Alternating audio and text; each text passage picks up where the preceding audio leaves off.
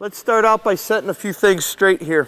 I know I've coached some of you when you were in elementary school. This will be the first class coming up that has been with me since elementary school. I'm not Coach Nick. I'm not Nick. I'm not your dad. I'm not your mom. I'm your coach. I'm Coach Russo. I'm Mr. Russo or Sir.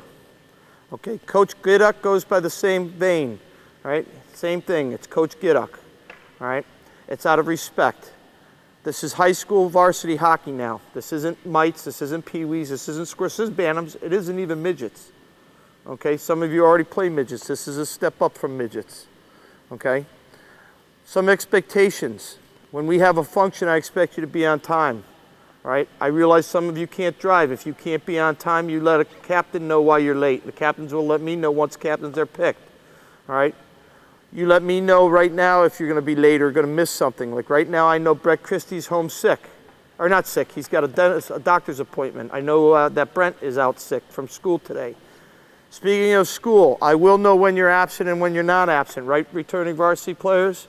I will know your grades, right, returning varsity players? Eligibility is very important, okay? You cannot play if you are failing 2 subjects, all right? And I will know that, all right? And if you're failing at the end of the semester, you have to wait 2 weeks, you're ineligible. 15 school days. If you do not go to school, if you are late or you leave early, you cannot play or practice. All right, does everybody understand that? From now on, if you have Rustin gear, you will wear your Rustin gear. I expect to have the socks this week. I expect to have shells this week. All right, blue jerseys. Some of you don't have blue jerseys yet. That's okay. If you have Rustin stuff, you wear Rustin stuff. I don't care if you play for Bud Dombrowski's midget AAA junior flyer team. That doesn't mean shit to me. I'm going to prove that point. Okay, a couple years ago, we put a varsity team together and we played in a summer tournament. How many of you were part of that summer tournament? Raise your hand. And we played AAA teams. And you know why we were successful? It wasn't because we were better than everybody else, but we beat VSK. Remember why we beat VSK? Because they were a bunch of individuals and hotheads. And we played as a team. I will put my team up against anybody. I am not afraid to play anybody with this team because we are a team. Speaking of that, we have some new faces this year. A lot of freshmen, a couple transfers. All right, freshmen and transfers, you are part of this family and will be treated as such. All right, there's no initiation, no hazing, no bullshit that goes on my watch or anybody else's watch. All right, I hold the upperclassmen accountable for all actions. Upperclassmen, as you know, they are your little brothers. You are to treat them as such. When they're in the hall and they're having trouble, you are there, right? Hell, I even had Michael Gunnarsson beat up a girl because of somebody. I think she was picking on his sister or something like that. I don't even remember, but all right, that's what we do. We stick up for our family, right? It doesn't matter whether you're a 9th grader on the JV team or a senior on the varsity team. We are a family, on and off the ice. If you need help, you get help. You either find me or talk to one of the upperclassmen. They will let you know how to find me and when to talk to me. All right? I've had kids tell me they've gotten their girlfriends pregnant. I've had kids tell me they've had venereal diseases. I've had kids tell me that their parents are getting a divorce. I've had all kinds of things come to me in 30 years. And yes, by the way, this is my 30th season of coaching.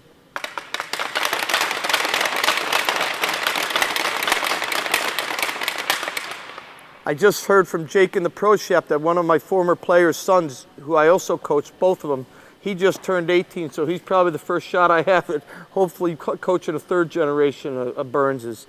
As far as everything else is concerned, we'll do a lot more of that off the ice. All right, today we're going to try to get some flow going, all right, and get some shots in. I do want you guys to understand, some of you will be JV players and JV players only this year. Some of you will be JV players and swing up to varsity to fill out the roster. As you know, some of you varsity players will not be locked and be swinging down to play JV games as needed. And yes, some of you will be varsity players. The last thing I'm going to leave you with is this before we get going and I show you the first drill. I said something at the banquet that I regretted over the summer. I said at the banquet that after the East game, when we lost them in double overtime, I woke up the next morning satisfied. I thought we did everything we could do. Looking back, I was still satisfied that morning, but you have time to watch that game again. You have time to think about things. And that was our game too. A missed breakaway, a goal post, a crossbar, right? It could have gone either way. And I'll tell you what, if we had won that game, we would have been state champs. All right? We're not going to be underdogs this year. You know that. All right? You weren't underdogs last year. Every team that dresses up and puts on a gold jersey for me, every coach in this league knows when my team walks into the building, they're going to be prepared to play and to win. You will never be underdogs. And you certainly won't be underdogs this year. And I will not accept anything less than a state championship. Now, we're going to go through a lot of shit this year. We're going to go through some ups, some downs, some eligibility, some injuries, some girlfriends, all kinds of things. But what we're going to do it together. And we're going to be successful at the JV level, and we're going to be successful at the varsity level. And that success means a state championship. That's Coach Gaduck coming out on the ice right now. The gentleman in the beard that's around here somewhere is our trainer. All right, that's Murph. You upperclassmen, point Murph out to the rookies. All right. Where is he? Oh, there he is. I didn't see him behind John. All right. Murph is part of my coaching staff. There's only a couple people that can sit you besides me.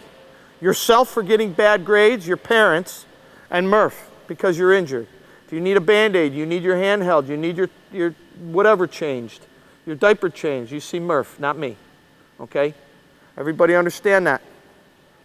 Everybody understand that? Okay. All right. First drill we're going to do is a goalie warm-up. Goalie at each end. It's a relatively new drill, but we've done this before. Similar. We're going to start out with a line in at each hash mark. One there, one here.